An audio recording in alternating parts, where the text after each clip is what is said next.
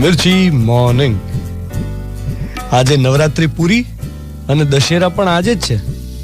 Confusion બહુ મોટું કે ફાફડા જલેબી ક્યારે ખાવાના, આજે કે કાલે. ઘણા કે છે આજે છે દશેરા, ઘણા કે છે કાલે છે દશેરા.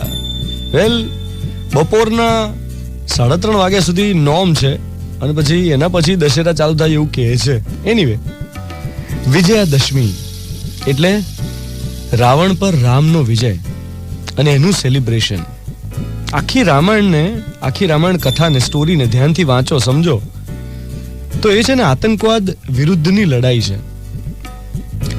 સૌથી પહેલા વિશ્વામિત્ર આવીને એમ કહે છે કે ભાઈ, અમને જંગલમાં રાક્ષસો ખૂબ હેરાન કરે છે, અમારું નિત્ય કર્મ યજ્ઞ નથી કરવા દેતા.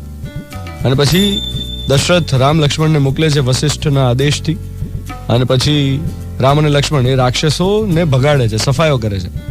1000 હાથીઓનું બળ જેમાં હતું એ રાક્ષસી તાડકા પછી મારીચ અને સુબાહુને ભગાડ્યા.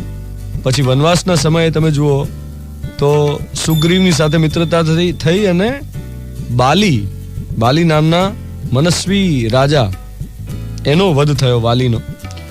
પછી ટેરરિઝમનું એપિસેન્ટર લંકા, ત્યાં સુધી ગયા. રસ્તામાં શૂર્પણખા, પછી યુદ્ધમાં મેઘનાદ, કુંભકર્ણ અને રાવણ અને એની સેના, આ બધાનો નાશ.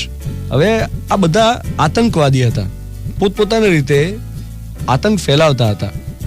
અને રામે કે એમની બધાની સાથે ચર્ચાઓ નહોતી કરી, કે લંકાની બહાર અનશન પર નહોતા ઉતર્યા, ઉપવાસ નહોતા કર્યા. એકવાર સમજાવટ માટે રાજધર્મ પ્રમાણે અંગદ અને હનુમાનને દૂત તરીકે મોકલ્યા હતા. આ નાનો હતો ને ત્યારે આ બધી વાર્તાઓ મેં વાંચી હતી, સાંભળી હતી, દાદા દાદી પાસેથી, નાના નાની પાસેથી.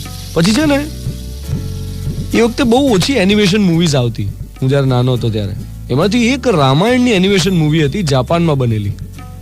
બધું જાપાનમાં જ થયેલું, સ્ક્રિપ્ટિંગથી લઈને બધું એનિમેશન. હવે એમાં છે ને એક ડાયલોગ હતો, આઈ થિંક મેઘનાદના મૃત્યુ પછી આવે છે.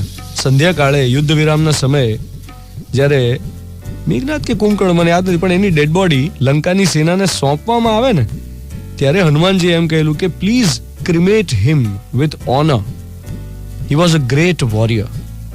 આ કેટલી મોટી વાત છે.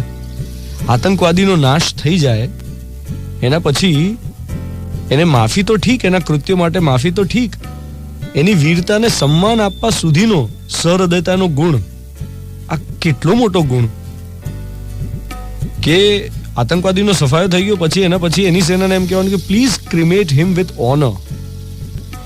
આવું આજના સમયમાં લોકો, સેનાઓ, દેશો કેળવી શકે ખરા? કેટલો મોટો ગુણ છે.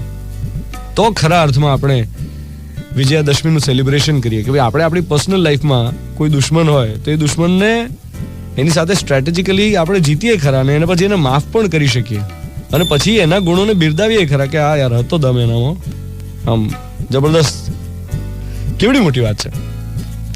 મનમાં કડવાશ ન લાવવી એ ખરી વિજયાદશમી. મિર્ચી પર હું છું Dhvanit. Good morning my dear.